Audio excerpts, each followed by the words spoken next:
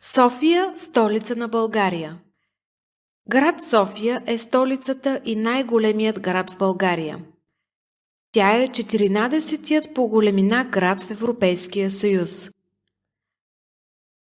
Населението на София е 1 милион 286 383 души. Голяма част от българите живеят в столицата, а населението в по-малките градове намалява. София се намира в югозападната част на България. Около нея има планини – Витоша, Люлин, Стара планина. През града минават няколко реки. В София има минерални извори.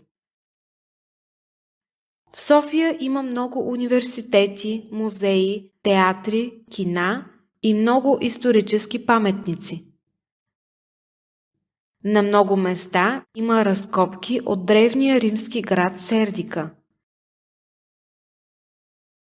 Най-много са те в центъра на София.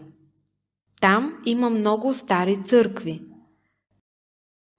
Най-старата сграда е ротондата Свети Георги.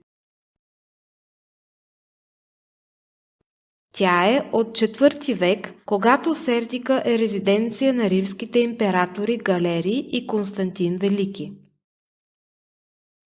В Софийския квартал Бояна се намира Боянската църква.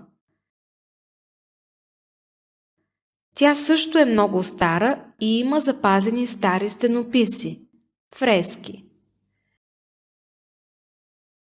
В района на Бояна има голямо киностудио, където се снимат много български и чуждестранни филми от Холивуд. Интересно е, че в центъра на София на близко разстояние има православна църква Света София, католическа църква, синагога и джамия. Това показва историческата толерантност на българския народ. В София има много паркове – Южен парк, Ловен парк, Западен парк и други.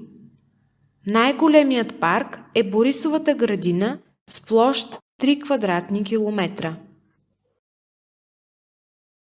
В столицата има много кафенета, ресторанти, клубове, концертни зали.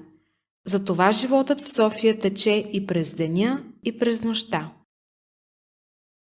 Наше очередное занятие подошло к концу. Надеемся, оно было полезным и познавательным. Смотрите видео и закрепляйте знания с помощью упражнений на нашем сайте strangerschool.com. До встречи на новых занятиях. Успешен день! До виждане!